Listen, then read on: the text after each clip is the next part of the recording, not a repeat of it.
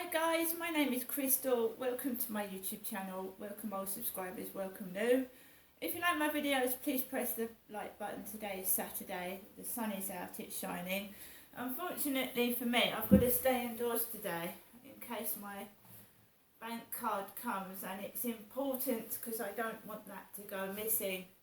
I've had an unusual message this morning because I've got no deliveries.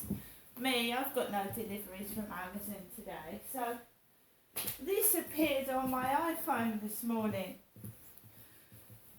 Right, I'm just going to go through my messages. So about 6:30, 7 o'clock this morning, there was a load of dog barking, and I had my window open because it was quite warm last night. And it was about 6:37 in the morning, a load of dog barking, and I was lying down and I didn't get up. I just stayed on the sofa and relaxed. Max was tired out. He didn't want to go out at that time.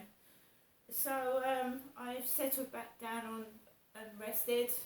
Got up, made myself a cup of coffee. It's been quiet upstairs. Last night it wasn't actually. I don't know where that noise was coming from. There was like a load hullabaloo to about 12 o'clock midnight plus. I don't know where that was coming from. Because next door is supposed to be away for the weekend, so I don't know where that noise was coming from. Anyway, this morning I get a message at 8:59 from DPD UK. We will deliver your Amazon parcel today between 8:50 and 9:50. If not in for your driver, Stephen, you have options. Now, I haven't clicked on the link because I haven't ordered anything. And at 8:59, that was at 7:44, sorry. At 8:59, I get some message saying your Amazon parcel has been delivered today and received by Jones. Jones? Who the hell is Jones? So I haven't touched the links because last time I had a message similar to that. I clicked on a link and all the money was removed out of my bank account. The only small package I'm expecting is my bank card, my replacement bank card. It may be that, but it says it's been received by Jones, so I don't know what that means. At 9:38, I had a call from my mother. Now, I'm wary of scams. Someone's short of money and they're not taking it out of my bank account. I've stopped my card. I've stopped it. So at 9:30, I get a call from my mother. EE voicemail. You have 2 new messages and 6 saved messages. First new message. Received yesterday at 1:50 p.m.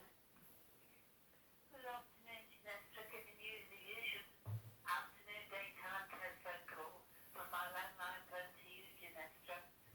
I hope you're having a good day. Thinking of you, Janessa. And by the way, when I phoned you this morning, I don't know what happened again. Your phone cut off again. It just went dead. I thought I wouldn't bother. I didn't know what had happened to your phone, whatever. The same thing happened yesterday when I phoned you. But anyway, I'm giving you the afternoon daytime call now, hoping you're all right. And I'd love to speak to you if I can this afternoon, just to say hello or something. I'm in all day as usual. Bye for now. Thinking of you, Janessa. Bye. To return the call at your normal call rate, press hash. To listen to the message again, press 1. To save the message, press 2. Your message will be saved for 7 days. Next new message. Received today at 9:38 a.m. Hello? Hello? Good morning, Janessa. It's me, Jennifer. Your mum speaking from my landline phone. I hope you have a good day today, and I hope to see you on Tuesday. Bye for now. Thinking of you. I never forget you, Janessa. Don't worry. I'm thinking of you and wish you the best for the week. weekend. Okay, bye for now. Right, so my life has turned a bit sour, a bit miserable when I was getting on my feet, when I was talking to people and I was going out and I was feeling better. I went up to my mum's one day and the next day my life turned sour, nasty. The backstabbing, the sniping and the being nasty to me returned after a break. So of course you're going to feel down, you're going to feel depressed, you're going to feel alone and fighting a battle by yourself. But I don't mind that because I'm used to that as a kid. I was fighting a battle between a class full of bullies. And you can't escape bullies in a classroom, can you? At least I'm in my flat. I can be bullied outside, I can be bullied in shops, but they can't get inside my flat. So my flat is my haven. So I'm going to relax and rest this weekend, keep cool in my flat, put the cold air fan on and keep cool and relax and rest and recuperate. Because when you get stressed, it makes you unwell, it makes you feel bad about yourself. And I don't want to hear negative crap in my ears. I don't want to hear it. I don't want to hear all this, that and the other and taking the piss out of someone or myself. I don't want to hear it. And I will keep away from it. To protect myself and my mental health, I will keep away from bullies. There is no money. There's money, I've got money, I can show you money, but I don't want to go into a shop and buy a load of junk. I also want to look after my body and look after my health, and I don't want to eat I don't want to eat a load of junk food, and I don't want to do bad things, and I don't. And no matter how people try a bit of cannabis, try a cigarette, don't you want to drink? I won't do it. I will not do it. So people get fed up, they bog off because they can't get anywhere with me. No one can. I know what the outcomes of excessive drinking cause. I know what drugs do to people, and I know what smoking does. I also know what sleeping around does as well, and I'm not interested. So I'm rendered boring, I suppose, because I won't do anything, but at least I'm safe. And I look after myself. And don't get influenced by other people. I don't. No one influences me. No one at all. They used to, and then you find out that your own parents are liars. One of the things that happened before my dad died, about 6 months before he died, my dad told me off. He said, "Ginestra, have you not made plans for your funeral?" I said, "Pardon?" He said, "That's selfish of you, not making plans for a funeral. Have you got no plans?" I went, "No, not yet." He said, "That's selfish." And he shouted at me. 6 months later, my dad passes away. And he's made no funeral plans. None at all. He's made no funeral plans. And my mum pays for my father's funeral. So I couldn't trust my parents. My parents lied to me. My parents told me a load of hogwash. And when you're a kid, you believe what your parents say, don't you? And this is why I don't trust people. If you can't trust your own parents, who can you trust? It was disgusting how I was shouted at. And he didn't even make a funeral plan. He didn't make one. He did like photocopies, but he never signed it.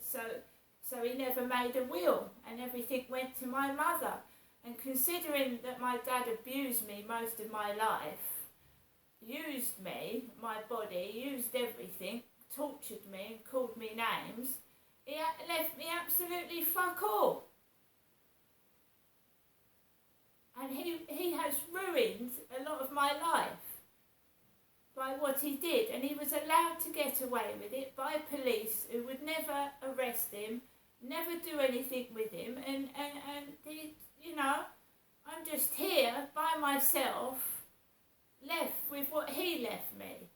Nothing. Nothing.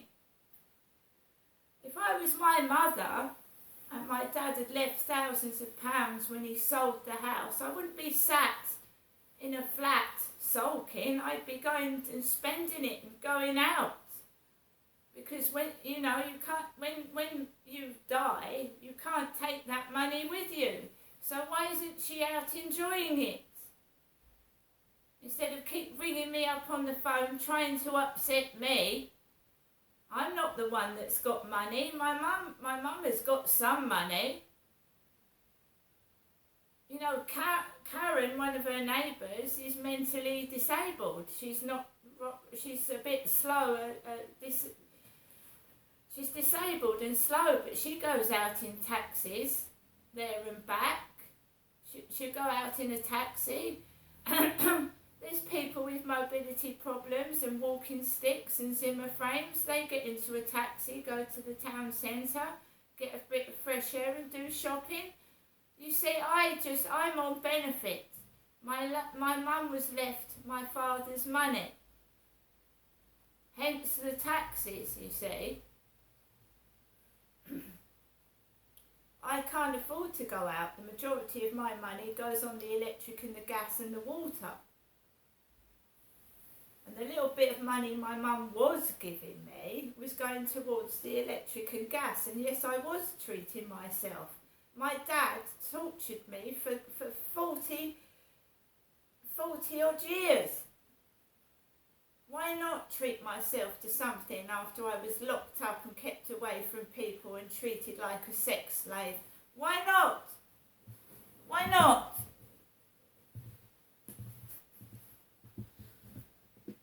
What I can't understand is my mum staying indoors, saying she never goes out, and she's been left money by my father. And I'm certainly not going out this weekend. Because I'm tired of being used, tired of being laughed at. I go into a shop to buy food, not to be a spectacle of humiliation. If I'm destined to be on my own, I'm destined to be on my own. I can do nothing about that, but they're not saving me for anybody. Because my father, Derek Trower, died in 2021. My mother is my mother. I go to see my mum because my father died of a sudden death, a heart attack. So keeping me cooped up in a flat all day, like they're saving me for somebody, who the fuck is it?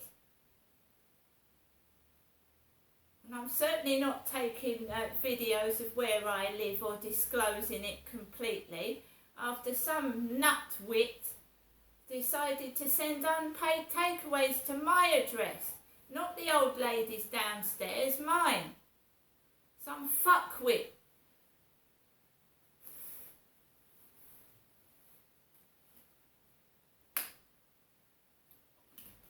Then somebody moves out of the opposite flats. I've been trying to move out of here for 2.5 years. Now we've got a new couple moving into the flat opposite on the first floor. I'm not moving out, I'm still where I am. I keep going on to Medway Council. I sent them an email last night and I've got a response. It takes them about 5 to 7 days to get back to me. And now I've got my mum on the phone speaking my sister's last words. Hello? Hello? Script, is it? Someone wrote a script for her to read over the phone. You think that's funny, do you? Hello?